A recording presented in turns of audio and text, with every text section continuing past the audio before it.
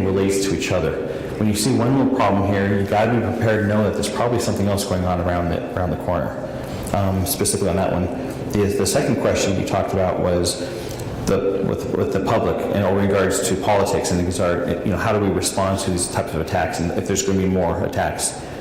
There's going to be attacks every single day. There's nothing you can do about that part. So the problem, though, is that you've got to make sure you're prepared to know that your data could be shared pretty easily. So you maybe should start thinking about what you're saying in your emails, putting in this information, responding a certain way. But at the same time, you need to make sure that you understand that you need to find a way to secure that information more effectively, and keeping all your information in the company as much as possible without going outside that, because there's nothing you can control if someone takes over those other areas, especially if you have your own personal information. Those are usually the easiest targets to get access to. So the public sector should do the prevention right now. So the public sector, in regards to, I work specifically with the public sector, and what I'm noticing is that they are a little bit behind in the security side.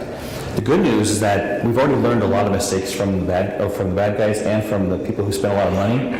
What we found out, again, that we've talked about, you don't have to spend a lot of money to do some basic security aspects of it. You need to put some things in place, some technology, some alerts, some tripping points in each of the key areas so you get notified so you know how to respond effectively.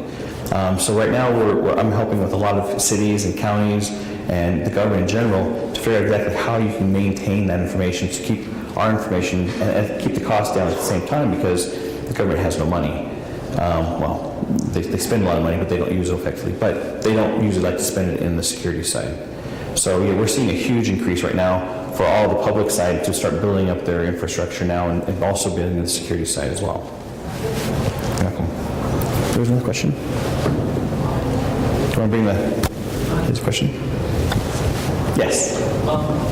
You're talking about working in the public sector, and I'm kind of curious because they have a lot of antiquated hardware specifically. So how do you design your software or your sensing or any of your threat detection in order to deal with legacy systems? Perfect. Good question. Basically, if you heard it, basically with the public side, a lot of their infrastructure is outdated, and how can you basically create a security infrastructure that's going to be effective with those outdated devices? One of the things that we do is right away is we analyze their infrastructure, finding out they have some basic things. You need to have some basic areas to protect. If you have a firewall, you have some IDS, you have certain functions to kind of help the perimeter. You have the one piece you have on that piece. You have some endpoints to kind of get some information from endpoints. That allows you to get some information. A lot of times their infrastructure already has some of these things in place. If they don't, then they need to have at least a couple of those layers that they have to get the information from it. What we then do is basically put in a tool that just collects the logs and then analyze that information and then compare it quickly with what they have. So we don't have to actually sell them any new hardware. We're just going to pull the information from what they currently have and start with what they have. And then from there, they can start building a plan. They get new visibility into their environment. Then we can put a plan together and say, okay, now let's go ahead and fill in this other gap right here. You don't have anything for your endpoint. You don't have anything for your malware. You have certain pieces. Now you can kind of start filling in the gaps to gain more knowledge or increase your visibility into your environment depending on how large they are. So you always start small with the main things, the firewall, the IDS, IPS, the perimeters, things that necessary. You grab that information and you start from there. And then depending on the situation, if they're not even, sometimes we've seen they're not even moving to a next generation firewall, which means it actually has an IDS and IPS. It's just a stateful inspection firewall. Okay, then there needs to be some updates that you have to do. But overall, we can kind of pull that information from that as well. Thank you. I Yes. think just to compliment what you said, and the gentleman up front made a great point, is we all know that anybody in this room, any human, any one person is not necessarily going to follow the instructions, right? So what you're saying is the detection, early detection and all that is so critical when it is, and remediation very, very quickly. The part that we talked about too was the separation of duties. This is where confidence, right? Because you're trying to minimize the damage that any one person can do based upon the policies that are in place, and separating out the system administrative functions would say you have access to this data. The policy that says you only have access to this data, and the security that says based upon your level, you have access to this. So over 50% of the breaches are insiders, which means you have to minimize it. And the compliment part is that you detect and remediate that as quickly as possible. So when we say that there's not one solution, it's so true, and there's complementary services and capabilities out there to minimize the destruction of data, to minimize the cost of the breach. So just wanted to compliment you in terms of how else that comes into play. And kind of add on to that, he's talking about segmentation. One of the things you want to do within your own environment is how to segment the data, because if you get attacked and you get infected with one area, how do you prevent it from getting an infection on another area? So segmenting that information is very effective. Identity access management, encryption, there's so many different tools that you can do. If you have the funds, you should start looking at adding these pieces. Sometimes I'm working with a lot of the public, they don't have a public sector, they don't have the funds yet for these. So we start small, and then we start putting in a plan to start putting in these other pieces to get more information. The more information, the quicker you can respond to these types of attacks. Early warning, the problem is if you only have an early warning for one piece, now you have a whole 7 areas of information, but you only have one that's right in the middle. That means you're going to have a cost by the time we actually get to that point. So we want to slowly keep adding more and more. And so, exactly, there's so many different pieces to it. We can figure out how it all works together. Yeah. One thing about early warning, and that is people forget what networks are networks. The network-centric operation type mindset, thousands of computers are connected together. What we don't have is instantaneous sharing. If there's a new attack that someone discovers, they know about it. Nobody else does. There is no system out there where if I find I just got broken in by this type, I need to be able to scream that to all of my connected nodes so they instantaneously know this happened. They can either start checking themselves or implement defenses against that attack. It's this, you pick them off one at a time philosophy. And they'll just work their way down the food chain. Unless we start sharing on an ongoing, real-time basis, we're always going to, they'll pick you here, they'll pick you there. You've got to have the rapid response to everybody, this transparency that if I get stuck here, everybody across the United States now knows this, shields are up. Yep. And if we don't do that, it's always going to be lurking somewhere there, someone connects back on, it gets reloaded. Did everybody hear what he said? No. He was talking specifically about sharing information. Once an attack actually happens, we need to find a way to share that information quickly to other people so they can use that information to block any future attacks at the same time.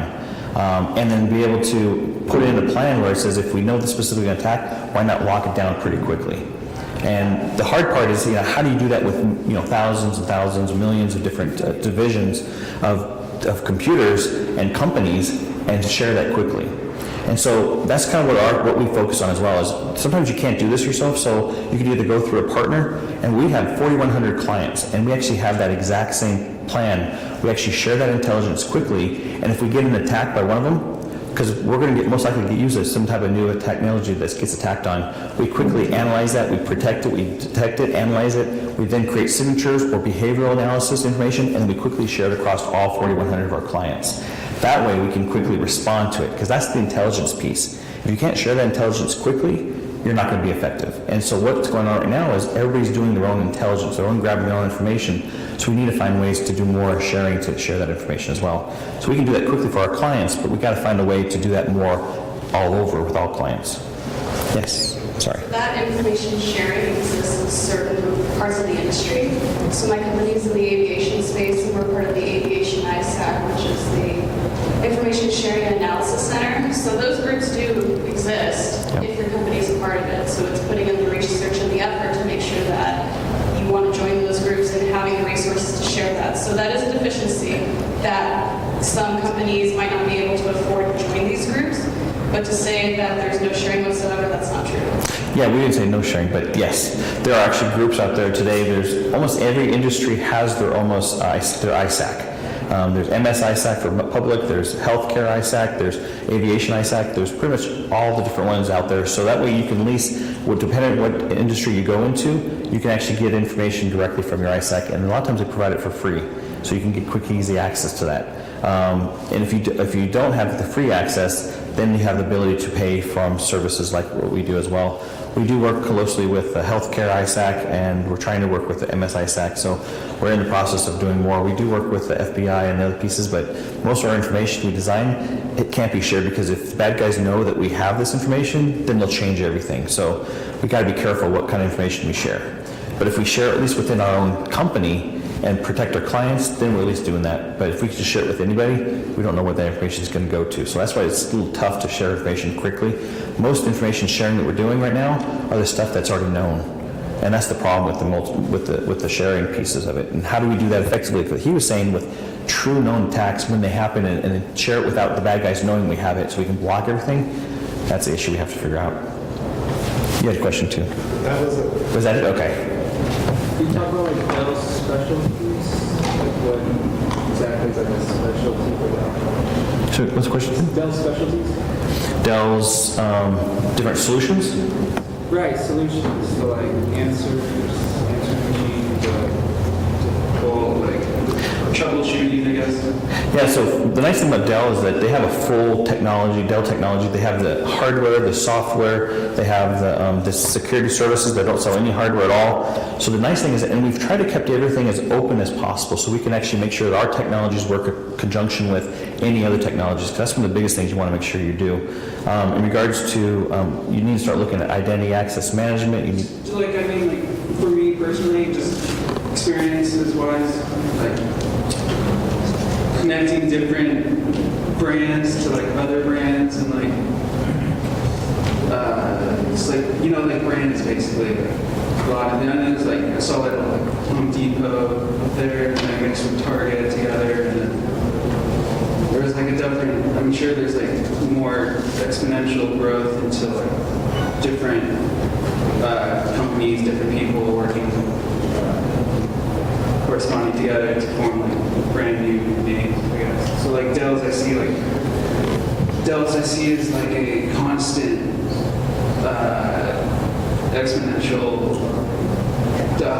like constant testing result methods, forming like staying with Dell to Dell, and like I see that how. yeah. Now the nice thing that I'm always getting in trouble, because the nice thing is I'm vendor neutral. So even though you can really have any product that you work with, and we work in conjunction with it, but in regards to Dell in general, the nice thing about the Dell is they pretty much own almost different solutions now. You can actually keep it all within Dell if you want to. But if you already have other solutions that don't work or that aren't Dell, we're finding ways to make sure they're all working together. And that's one of the things when you do buy new technology, you need to find out that, make sure that it actually works in conjunction with other technologies, so that the brand name needs to almost disappear, and it really needs to become, do they work together effectively? And do I have the team, the people to manage it more effectively? Do I have the time, and do I have the intelligence necessary to maintain that? I hear what you're saying, hardware, software, and stuff. What do you think about Dell's closure at the San Ana Mall location? I don't know what that. Yeah, they did close. Is it selling Dell products, you mean, or? Yeah, there's like the monitor and Okay. software. Yeah, that's a whole nother division of Dell. But you can buy it pretty much online or anywhere else too. So So Yeah. we'll take one more question because we're kind of running a little bit behind schedule. sorry. So I will take one more question and then we'll take a 5-minute break. And if you have any questions for the speaker, this is a great discussion. I feel bad interrupting it. Feel free to speak to him then. Okay. So we'll take one more question. How do you approach companies who factor cost into implementing security and kind of weigh out whether a breach is worth the investment in security? That's a great question. One of the problems that we know right away when someone comes up and says, I've been breached, the question really comes down to, was it a true breach or was it just an infection and it was just a commodity type of infection? And then, how do you spend the money where it makes sense? And the part we need to make sure is we need to figure out how you can do some quarantine and analysis yourself to get some good information, and then decide when it makes sense to actually go to a third party to actually get some analysis going on. And you need to make sure you have some technology skills in-house as well as finding out the right partners. And then from there, it almost decides what makes the most sense to add certain technology based on your specific needs. A lot of times I say is rather than spending more technology, find out how you can improve what you currently have. But if you're getting a constant malware attack, okay, now you need to maybe look at a specific malware solution. It's going to give you more analysis on that information compared to just a virus scanning type of solution. So technologies are always designed to basically fill in the gaps we need to, but really it needs to fill out is, do you have the time to manage it? Because you don't want to buy new technology that you can't manage yourself. And that's the biggest part. And that's why there's all these services that kind of add on to it. You got to find a way that you can actually maintain and manage it yourself. Did I hit that question right? Yeah. Okay. I can talk to you afterward if you're interested. Thank you. I appreciate your time. And